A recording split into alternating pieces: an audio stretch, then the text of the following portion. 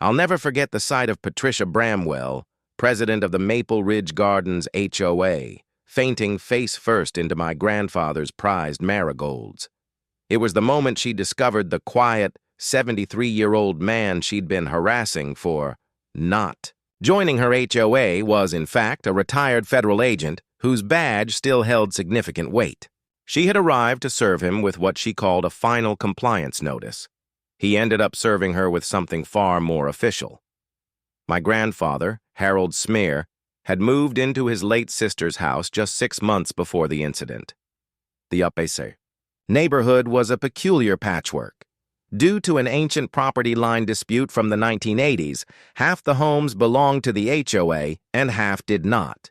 Grandpa Harold's house was firmly on the non-HOA side of that invisible divide.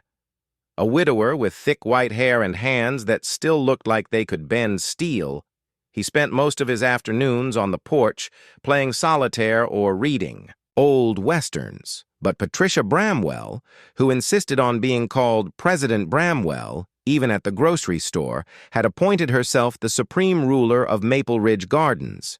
She ran the HOA like a personal kingdom and was always looking to expand her territory.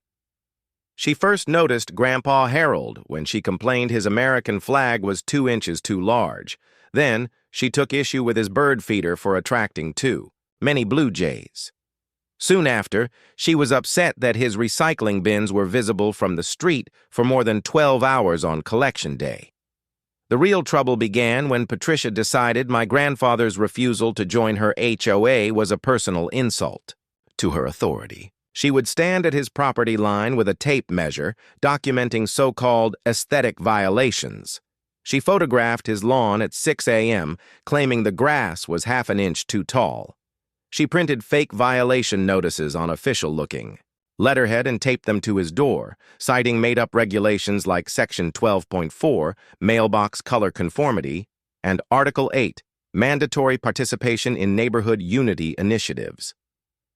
Grandpa Harold mostly ignored her, armed with the patience of a man who had dealt with far more dangerous people in his career. But Patricia's campaign only escalated. She started telling neighbors my grandfather was likely a squatter. She called the city inspector to claim his shed, a structure that had been there since 1992, was built without permits. She even walked into his backyard one afternoon with a clipboard to conduct a voluntary mandatory property assessment.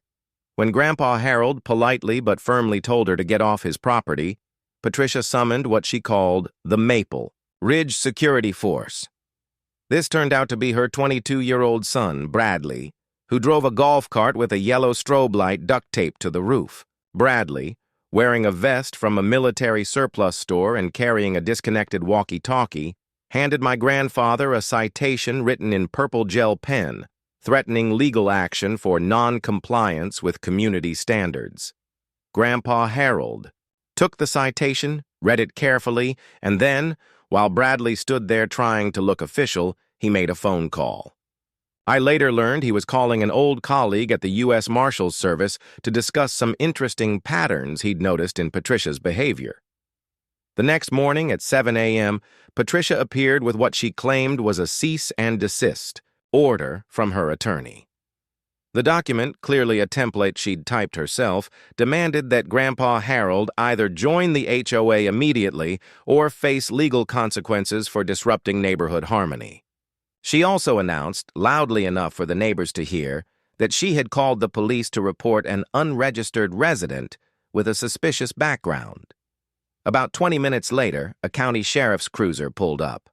Patricia stood on the sidewalk, arms crossed, a smug expression on her face as the deputy got out. She had her phone ready to record what she assumed would be my grandfather's public humiliation.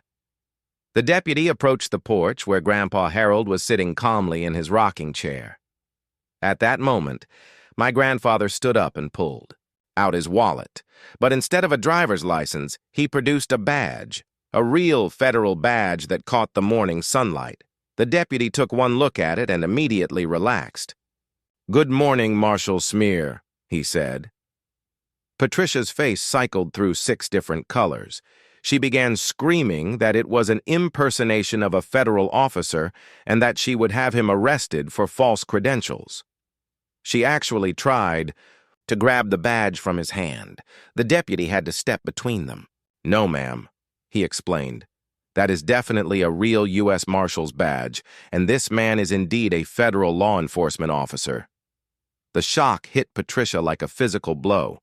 Her knees buckled, and she collapsed into Grandpa Harold's flower bed, crushing 6 marigolds and a decorative garden gnome on her way down. The deputy had to call for medical assistance while my grandfather just stood there, shaking his head. It turned out that Grandpa Harold had spent 38 years with the U.S. Marshals Service, specializing in financial crimes and property fraud. Even in retirement, he still consulted on federal cases. For the past 3 months, he had been quietly documenting every single thing Patricia had done. The fake citations, the forged legal documents, the trespassing, the harassment, and most. Interestingly, her use of HOA funds. Patricia had been treating the HOA bank account like her personal shopping budget. She had used association dues to buy a new laptop, claiming it was for HOA business. She purchased a $500 camera to document violations, but used it mainly for her Instagram. She even bought exercise equipment and wrote it off as community wellness supplies. My grandfather, having noticed discrepancies in her financial reports, had started his own quiet investigation. Within a week, the county launched a full audit. HOA members who had been too intimidated to speak up before suddenly found their voices. At an emergency meeting, Patricia tried to preside, but the members voted to lock her out of the session. She stood outside, banging on the glass doors, as the treasurer revealed that over $15,000 was missing from various accounts. The climax came at what the neighborhood now calls the Thursday Night Massacre.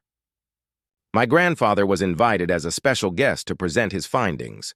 He arrived with a laptop and a projector. His presentation was titled Abuse of Authority in Residential Governance, a Case Study, with the methodical precision of someone who had presented evidence in federal court. He walked the residents through 18 months of Patricia's misconduct. He showed receipts for personal purchases made with HOA credit cards, photos of her trespassing, and a timeline of her harassment campaign, complete with witness statements. He even had audio recordings of her making false reports to city officials, a misdemeanor in our state. Patricia tried to interrupt, but the board told her to sit down. When she refused, they voted right then to remove her as president. She claimed the vote was invalid, but the vice president produced the bylaws, showing emergency votes were permitted in cases of financial misconduct. The room erupted in applause as the vote passed 28-2. Patricia grabbed her purse to storm out, only to discover someone had already changed the locks on the HOA office, where she kept her presidential supplies, including a gavel she had bought, with association funds. At that point, she completely lost it. She barricaded herself in the HOA storage closet with her Yorkshire Terrier and a bottle of wine she had also purchased with HOA money. The fire department had to be called to get her out. When they finally extracted her 3 hours later, she was served with a civil lawsuit from the HOA seeking restitution. But that wasn't all. The district attorney's office pursued criminal charges for the false police reports and embezzlement. In the end, Patricia had to pay back $22,000 in misappropriated funds, plus another $18,000 in legal fees. She was sentenced to 300 hours of community service and 2 years of probation. When the judge read the sentence, Patricia's jaw dropped, and she actually asked if she could perform her community service as an HOA president. The judge just stared at her and said, "Absolutely not."